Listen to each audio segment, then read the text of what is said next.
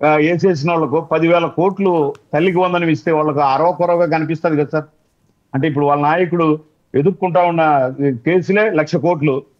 ఆ 1,00,000 కోట్లతో పోలిస్తే 10,000 కోట్లు అరవకొర. 10,000 కోట్లు ఎన్డీఏ ప్రభుత్వం 10,000 కోట్లు అక్షరాల 10,000 కోట్లు తల్లికి వందనం అని ఇచ్చింది. 5 మంది ఉంటే 75,000 ఇచ్చింది, 3 ఉంటే 45,000 ఇచ్చింది.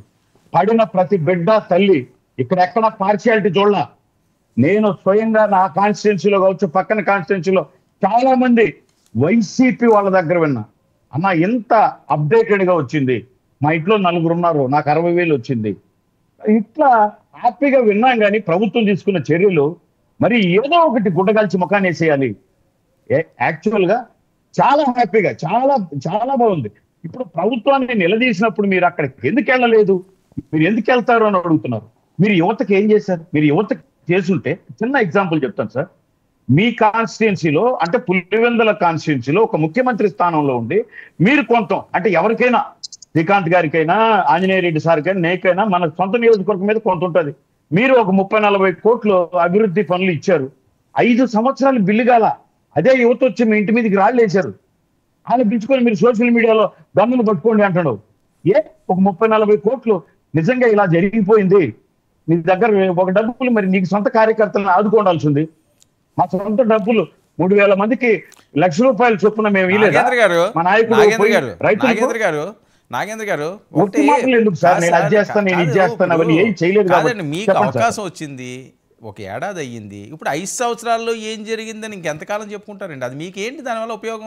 Very good, very good. మీరు అడిగిన అట్లా అడుగుతారు. మీరు కూడా రెడీగా ఉంటారు. 5 సంవత్సరాల్లో ఏం జరిగిందని. 5 సంవత్సరాల్లో ఏం జరగలేదు. సరే, జరగలేదు కాబట్టి కదా మీకు అవకాశం ఇచ్చారు. జరగలేదు కాబట్టి కదా మీకు అవకాశం ఇచ్చారు. ఈ సంవత్సరంలో జరిగిన అభివృద్ధిని నన్ను చెప్పమంటే 8 గంటల వరకు నాకు టైం ఇచ్చిన అంత ఉంది. ఇందాక ఆయన అన్నాడు యోగాంధ్రకి ఏదో బై మిస్టేక్ సర్టిఫికెట్ వచ్చింది అని. మరి ఏం చెప్పాలి సార్ నేను? బీజేపీ వాళ్ళు కూటమిలో కోటా పెంచమంటున్నారట, మీకు ఆ డిమాండ్ ఉందా? సరే, ఇది ఒక బలమైన వేదిక. ఢిల్లీలో ఉన్నటువంటి బీజేపీ గవర్నమెంట్, మాకు అద్భుతమైన నాయకుడు మాకు మోడీ గారు. అంటే ఐదర్ తెలుగుదేశం, జనసేన, బీజేపీ, మా అందరికీ పెద్దన్న పాత్రలో ఆయన ఉన్నాడు. ఐరన్ మ్యాన్ మేము అన్ని చెప్పుకుంటాం. అటువంటి పార్టీ, అలాగే జనసేన పార్టీ, విజన్ ఉన్నటువంటి ముఖ్యమంత్రి చంద్రబాబు నాయుడు గారు, ముగ్గురం కలిసినప్పుడు 100% వాళ్ళు ఉన్న ఒకే పార్టీ, మేము ఎవరితో కలుపుకోను, ఒక పార్టీలోనే రోజుకు 30 లోకలు కొట్టుకొని ఉన్నారు. మరి ఇప్పుడు ముగ్గురు కలిసినప్పుడు ఆ కార్యకర్తలు బేసిక్ గా ముందుకెళ్తూ ఉంటే సహృద్భావ వాతావరణంలో కొన్ని ఉంటాయి. ఎందుకుండవు సరే? ఇందాక ఆయన ఒక గొప్ప మాట అన్నాడు కదా, పై స్థాయిలో కలిసి ఉన్నప్పటికీ కార్యకర్తల స్థాయిలో కొన్ని తెలియకుండా జరిగిపోతాయి. ఏంటంటే కొద్దిమంది తెలుగుదేశం వాళ్లకు పూర్తి స్థాయిలో ఎవరు బీజేపీ, పూర్తి స్థాయిలో ఎవరు జనసేన ఐడెంటిఫై చేయలేనప్పుడు, ఈ మధ్యలో వచ్చిన వాళ్ళు వీళ్ళే జనసేన, వీళ్ళే బీజేపీ అన్నప్పుడు 1-2 చోట్ల వాళ్ళకి రావాల్సినటువంటి పదవులు వీళ్ళకి వెళ్ళినప్పుడు ఆ కార్యకర్తలు కొంచెం క్లారిటీ ఇచ్చి మనకు అన్యాయం జరిగిందని వస్తారు. దాన్ని పరిష్కరించుకుంటాం మేము. అది మా ఇంట్లో సమస్య కదా. కన్నదమ్ములు మాది కూర్చుంటాం, లేకుంటే ముందుకెళ్తాం. జగన్మోహన్ రెడ్డి గారు పాదయాత్ర సజావుగా సాగించకూడదని ఏమన్నా అనుకుంటున్నారా? మనకి ఎలాంటి అన్యాయం జరుగుతుందని ఎవరు చెప్పాలి? బీజేపీ వాళ్ళు వాళ్ళ అధిష్టానానికి చెప్తారు. జగన్మోహన్ రెడ్డి గారు పాదయాత్ర సజావుగా సాగుతుందా లేదా? ఆయన పాదయాత్ర అని చెప్పి అనౌన్స్ చేశారు. ఆ పాదయాత్ర సజావుగా సాగుతుందా లేదా? అధికారంలో మీరున్నారు కాబట్టి వాళ్ళకి చాలా అనుమానాలు ఉన్నాయట. హెలికాప్టర్ మీద వెళ్తామంటే హెలికాప్టర్ ఇవ్వట్లేదట, కారులో వెళ్తున్నారంటే పెడుతున్నారట. మాకు తెలుగుదేశంకు, బీజేపీకి, జనసేనకు అవకాశం ఇవ్వరు.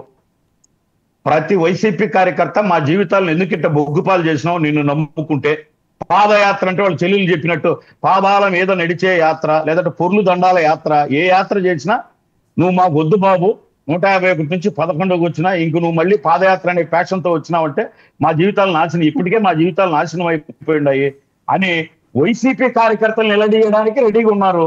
మాట్లాడిస్తారు వాళ్ళ టైము. నేననేది ఎవడు ఆపుతారు అనేది ఏంటి సార్? ప్రజాస్వామ్యం సార్ ఇది. ఎందుకు ఆపాలి ఆయన్ను? ఆయన రేపి నేను 5 ఏళ్ళు మీ దగ్గర ఉన్నాను, నేను చేసుకోవాలని మీరు తలుచుకుంటే తాడేపల్లి ఆయన గడప దాటి బయటికి రాలేరని డైరెక్ట్ సురేంద్ర గారే చెప్తున్నారు కదా, ఆయన తలుచుకుంటేనని. 100% కదా సార్ అది. 100% కదా. మీ ప్రభుత్వంలో ఎక్కడికక్కడ ఫర్ ఎగ్జాంపుల్ ఇప్పుడు మేము కూర్చున్న వాళ్ళం ఎవరు ఓ 10 సార్లు ఒక 20 సార్లు అరెస్ట్ చేసి ఉంటారు. నోరు తెలిసి ఎందుకు సార్ ఇదని అడిగితే ఆయన మా ఊర్లో కాదు, మా పక్కన 50 కిలోమీటర్ రాయచోట్ల రోడ్లో పోయినా మమ్మల్ని హౌస్ అరెస్టులు చేసినారు. మమ్మల్ని ఏడ్చకపోయి ఎక్కడో టవర్లు పనిచేయని కాడ పెట్టినారు. కానీ ఇప్పుడు మేము అనుకుంటే, ఇప్పుడు ఈ ఎన్డీఏ గవర్నమెంట్ అనుకుంటే ప్రజాస్వామ్యబద్ధంగా మేము పోతున్నామో, అలా ప్రజాస్వామ్యబద్ధంగా కాదు అనుకుంటే మీరు తాడేపల్లిలో నుంచి అడుగు బయటికి పెట్టే పరిస్థితి లేదు. అయినా మీకు చెప్పుకోవడానికి ఏమీ లేదు, మీరు చేసింది ఏమీ లేదు కాబట్టి మేము ప్రజాస్వామ్యయుతంగానే ఉంటామని చెప్పి ఎన్డీఏ గవర్నమెంట్ తరఫున ఆయన చెప్పాడు. 100% కరెక్ట్. ఓకే, ఒక నిమిషం. శ్రీకాంత్ గారు 100% కరెక్ట్ అండి. నెక్స్ట్ ఈయన పాదయాత్రకి వెళ్తే ప్రజలే బుద్ధి చెప్తారట, ప్రజలే తిరుగుబాటు చేయడానికి సిద్ధంగా ఉన్నారట. ఇస్తాను సురేంద్ర గారు ఒక నిమిషం, మీ అందరికి ఆయనే సమాధానం చెప్పాలి కదా. తప్పకుండా. ఒకటి